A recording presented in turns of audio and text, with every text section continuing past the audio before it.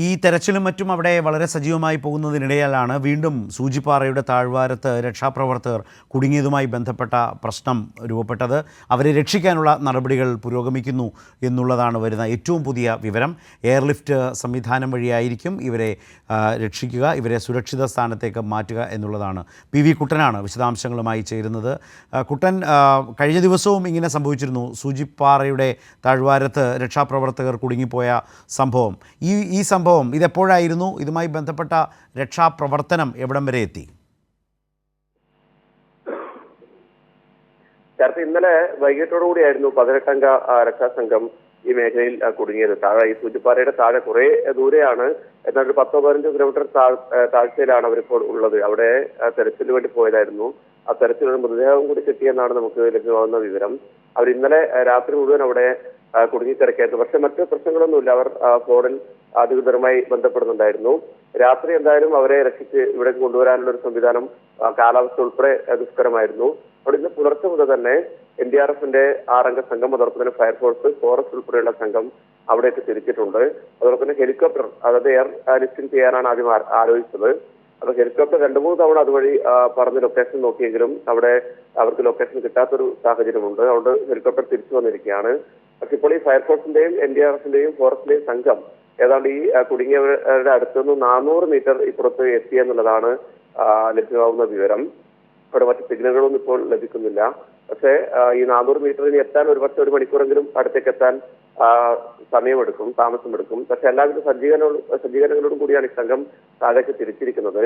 അവർ അവിടെ കുടുങ്ങിപ്പോയവർ കുറച്ച് ക്ഷീണത്തിലാണെന്ന് പറയുന്നുണ്ട്. അവരവിടെ സുരക്ഷിതമായ സ്ഥലത്തേക്ക് മാറ്റി പിന്നീട് ഹെലികോപ്റ്റർ എത്തിച്ചുകൊണ്ട് എയർ ലിഫ്റ്റിംഗ് നടത്താനാണ്. തെരച്ചിലിനായി ഇന്നലെയാണോ പോയത്? തെരച്ചിലിനായി ഇന്നലെ പോയി വൈകുന്നേരത്തോടു കൂടി അവരവിടുന്ന് മടങ്ങി വരാൻ പറ്റാത്ത വിധം കുടുങ്ങിപ്പോവുകയായിരുന്നു. ഇപ്പോൾ തന്നെ വളരെ ഏറെ പണിപ്പെട്ടാണ് ഈ പറഞ്ഞ ഫയർ ആൻഡ് റെസ്ക്യൂ ടീമായാലും NDRF ആയാലും അതുപോലെ തന്നെ ഈ വിവിധ ഏജൻസികൾ, അവരുടെ സംഘാംഗങ്ങൾ, ഈ രക്ഷാപ്രവർത്തകർ, വിദഗ്ധരായിട്ടുള്ളവർ തന്നെ ഏറെ ബുദ്ധിമുട്ടിയാണ് അവിടെ ഈ സൂചിപ്പാറയുടെ താഴ്വാരത്തിലേക്ക് ഇറങ്ങിപ്പോകുന്നത്.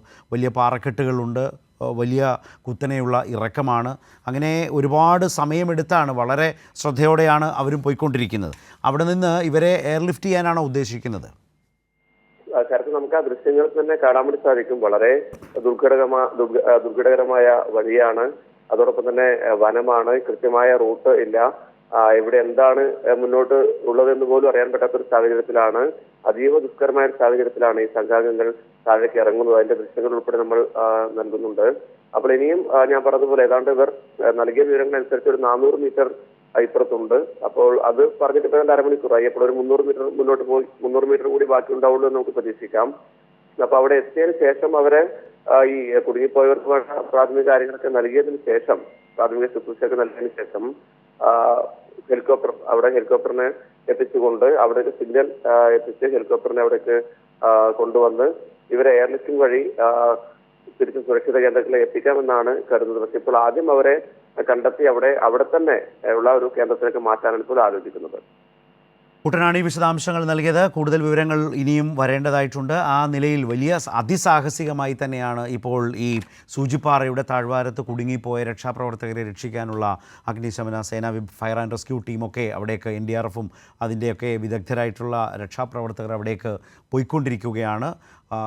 അവിടെ നിന്ന് ഈ രക്ഷാപ്രവർത്തകരെ, കുടുങ്ങിപ്പോയവരെ എയർലിഫ്റ്റ് ചെയ്ത് രക്ഷിക്കാനുള്ള നടപടികളാണ് നടക്കുന്നത്.